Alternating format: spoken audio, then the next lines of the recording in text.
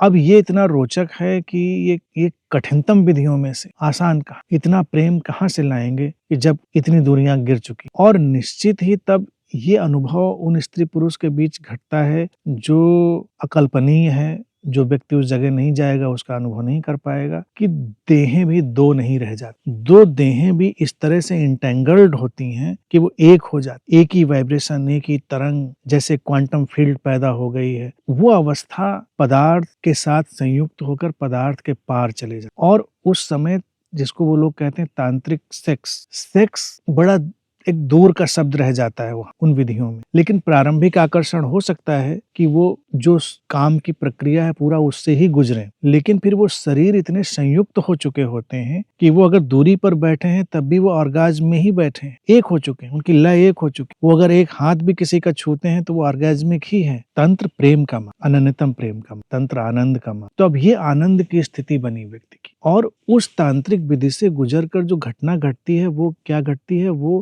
काम पर निर्भरता समाप्त कर दे। इसीलिए शिव को कामांतक भी कहते। शिव ने ही विधि दी है और शिव कोई ऐसे कामी व्यक्ति नहीं है कि काम के पीछे घूम रहे हैं। कामदेव को भस्म करने का श्रेय भी उन्हीं को जाता है, लेकिन वो कहानियां अलग है, वो कहानियां अलग प्रतीक लेती हैं। लेकिन यहाँ पर क्या है कि काम वासना जो शरीर को जन्म देने के लिए बनाई गई, उस टूल का, उस उपकरण का उपयोग करके तंत्र साधक ने आनंद का वो मार्ग पैदा किया जहां पर अब किसी को जन्म देने की कोई आवश्यकता नहीं रहे। ये स्वयं से स्वयं का जन्म हो, ये स्वयं को जन्म देने की प्रक्रिया घट। अब इसी प्रक्रिया को अगर हम दूसरे दृष्टिकोण से देखें, तंत्र साधकों में वो भी घटता रहा कि अगर वो इतने अनन्यतम प्रेम में चले जाएं तो उनको स्थूल काम संबंध की आवश्यकता भी हो सकता है ना लगे, उनको जरूरत भी नहीं लगे, क्योंकि वो इतने यूनिफाइड फील्ड में चले गए हैं कि कहाँ जाएंगे। भाई काम संबंध क्या है? शारीरिक रूप से निकटतम आ जाने की